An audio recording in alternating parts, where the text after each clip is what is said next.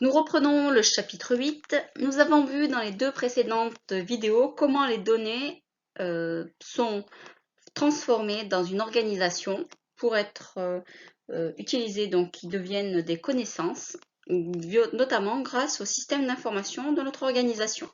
Nous allons nous intéresser dans cette vidéo-là. On va s'intéresser à deux types de données un peu particulières. Les premières, les données personnelles. Les secondes, les données ouvertes. On s'intéresse donc au grand 2, les données personnelles. On va savoir qu'est-ce que c'est que les données personnelles et quelles sont les contraintes pour les organisations qui souhaitent collecter et traiter ces données personnelles. Grand A, les données personnelles, qu'est-ce que c'est? Qu'est-ce que c'est? Donc on prend la définition de la CNIL, Commission nationale de l'informatique et des libertés. Elle nous dit que ce sont des données qui permettent d'identifier directement ou indirectement une personne physique. Donc elle ne concerne que les personnes physiques. Les entreprises, organisations, etc. sont des personnes morales. Elles ne sont pas concernées par les données personnelles. Elles permettent, on vous dit, d'identifier directement ou indirectement. On va prendre un exemple. Mon adresse mail m'identifie indirectement. Mon numéro de téléphone portable, idem. C'est une identification indirecte. Si je vais sur les pages jaunes, sur l'annuaire inversé et que je mets le numéro de téléphone, je peux avoir le nom, le prénom de la personne. Donc ça m'identifie indirectement. Le nom, le prénom, là, c'est une identification directe. Et la carte bancaire, c'est une identification indirecte. Avec mon compte bancaire, on peut trouver mon nom, mon prénom. Donc voilà pour qu'est-ce que les données personnelles. Toute organisation qui souhaite traiter, collecter ces données personnelles-là est soumise à plusieurs règles. Donc on a des règles qui sont au niveau national, qui sont définies dans la loi informatique et liberté, mais on a aussi des règles qui sont européennes. Il s'agit du règlement général de la protection des données. Donc les organisations ont pour obligation, par exemple, de recueillir l'accord des clients. Elle ne peut pas collecter vos données personnelles sans votre accord. Elle doit vous informer que vous avez un droit d'accès, de modification et de suppression de ces données-là. Elle doit aussi veiller à la sécurité de son système d'information et elle doit assurer la confidentialité des données. Donc voilà. Donc les contraintes, toujours dans les contraintes de collecte et de traitement des données personnelles. Donc si on ne respecte pas les règles nationales et européennes, on encourt des sanctions. Quelles sanctions? Donc c'est la CNIL, toujours la Commission nationale informatique et liberté, qui est habilitée à donner donc, des amendes administratives. Elle vérifie, en allant dans les entreprises, etc., qui respectent bien les règles. Si ce n'est pas le cas, on peut encourir, donc l'organisation qui ne respecterait pas, encourt 2 à 4% du chiffre d'affaires mondial de l'an passé. Ça a été le cas, par exemple, pour Google en 2019 janvier.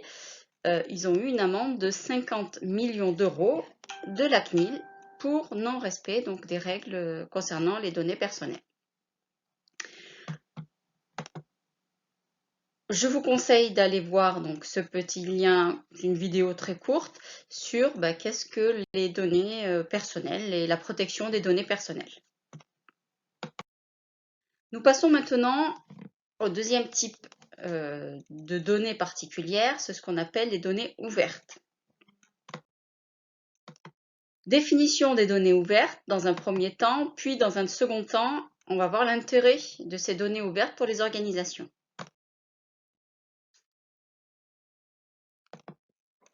Donc, les données ouvertes, qu'est-ce que c'est d'abord? Donc, les données ouvertes, ce sont des données numériques. Il ne peut pas s'agir de documents écrits ou autres, il s'agit bien de données numériques. Ces données numériques-là ont un accès et un usage qui sont accessibles à tout le monde. Donc tout le monde peut accéder et utiliser ces données-là. Donc c'est pour ça qu'on dit qu'elles sont libres, c'est qu'elles sont ouvertes, c'est qu'elles sont libres. libres de droit. Elles sont produites soit par des organisations publiques, ce qui est la plupart des cas, et ou par des organisations privées, donc des entreprises. Je vous donne l'exemple de l'INSEE.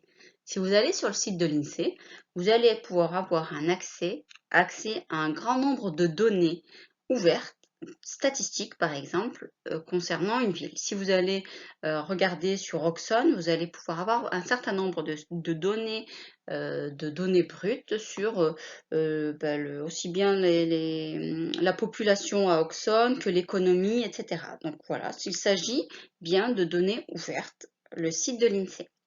Deuxième exemple, la ville de Paris, qui met à disposition donc, de qui veut bien aller regarder les horaires des transports, la disponibilité des Vélib, voilà, un certain nombre d'informations qui peuvent être, de données qui peuvent être intéressantes pour les usagers, pour les citoyens franciliens.